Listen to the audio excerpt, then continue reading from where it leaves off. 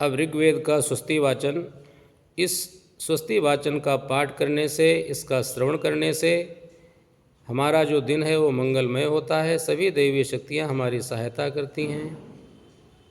इसमें देवताओं से यही प्रार्थना की गई है कि हे देवताओं, हम हमेशा अपनी आँखों से अच्छे दृश्यों को देखें, कानों से अच्छी बातों का श्रवण करें और शरीर से अच्छे कर्मों को करें। मन और बुद्धि हमेशा अच्छे कार्यों की ओर हमें प्रेरित करे। इस प्रकार से स्वस्ति वाचन में सभी देवताओं से अपने कल्याण के लिए, अपने हित के लिए, अपनी अच्छी सोच के लिए, अच्छे कर्मों की ओर हमारे तन और मन को प्रेरित करने के लिए प्रार्थना की गई है। तो जो लोग पाठ नहीं कर सकते वो इसका श्रवण करें तो निश्चित रूप से कृपा होगी। श्री गुरुभ्यो नमः। हरि ओम।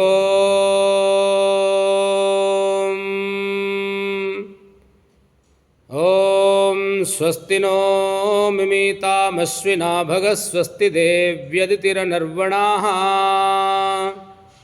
स्वस्ति पूषा असुरो दधातु नः स्वस्ति द्यावा पृथिवी सुचेतुना स्वस्तये वायुमुपब्रवामहे सोमं स्वस्ति भुवनस्य जस्पतिः बृहस्पतिं सर्वगणं स्वस्तये स्वस्तय आदित्यासो भवन्तु नः विश्वे देवानो अद्या स्वस्तये वैश्वानरो वसुरग्निस्वस्तये देवा अवन्त्रभवः स्वस्तये स्वस्ति नो रुद्रः पात्वं हसः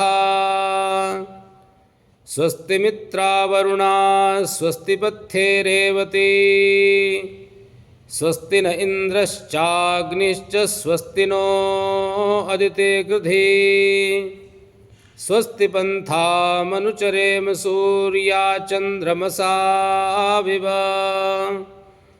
पुनर्ददताघ्नता जानता संगमे मही।